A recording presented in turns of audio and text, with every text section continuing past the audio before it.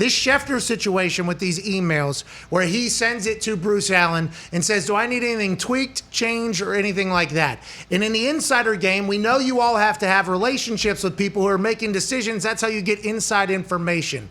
In your eyes, do you have to draw a line on what you can do, what you can't do, what they have control? And is that a moving line? Does everybody have different lines in that world? And are those clearly defined across the board?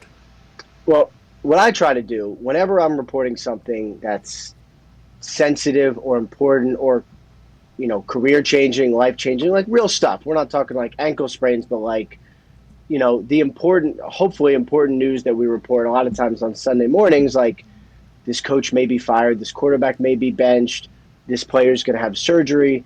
I will almost always, like in every possible chance I get, pick up the phone, call the people involved, the agent for the people involved, the coach, the GM, the PR person, whoever needs to know, and give them a heads up for what I'm reporting. And you're right. I mean, we have relationships. Sometimes we have strong relationships. I think most people get it and know that like we are going to report stuff that is not good. Sometimes we are going to report stuff that they don't want. And it helps relationships if people know you have a job to do and they know that you're going to give them a heads up. And sometimes it's like, I need to tell my owner that something's coming. So like, can you wait 2 minutes? Like that will sometimes happen. So I try to pick up the phone, call these people, let them know everything that's happening, and kind of proceed from there. And I know AJ probably has a question about this as well. This will be my last one. I saw a lot of other journalists judging Schefter hard, and obviously the world judging Schefter hard for this. In the insider community, how is that perceived? And do you guys all have a group text? And did you guys all say, oh, fuck this guy, you can't be doing this type of thing? This is how he gets more inside information than us? We do not have a group text, although that would be certainly interesting. I'm going to have a group text with Garofalo and Pelissero all the time as we banter back and forth and whatever. But there's not like an all insider group text, where Glazer would be like, oh man, just got a good lift in. Like, no, that doesn't really exist. But I will say this, like, he's very good. He's been doing this a long time. I have my job because of the job that he basically created. And sometimes he beats me on stories, which is very annoying.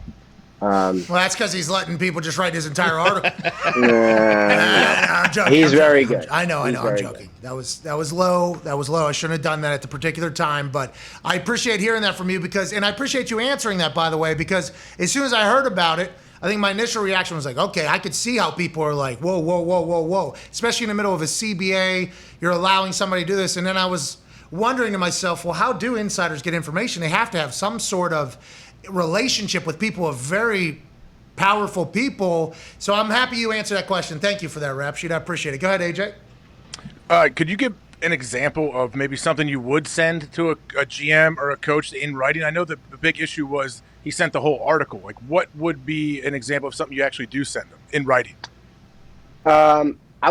I try to have most of my conversations on the phone. It's too much gets lost in translation with messages, right?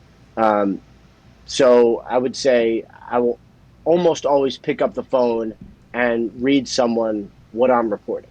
So an example, a coach is in trouble, and if they, lose the game, they may get fired.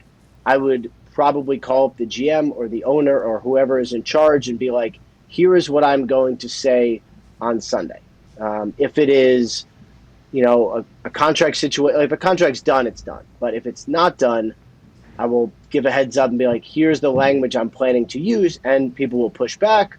They'll make arguments. Sometimes I will listen to their arguments. I will always listen, but sometimes I will change based on their arguments. Sometimes people have good points. It's always, they don't exist in a vacuum, right? And because we cover the same people over and over, you're going to have situations where you're going to report something bad about a team or a person or whatever one time, and then report something positive another time. And hopefully people understand, like, this is literally just part of it. So people are very, very sensitive about the language you use. And once I realized that, I made sure that I will literally read them like, here is going to be my tweet. Like, I will listen. I'll always listen. Here's what I'm planning to say.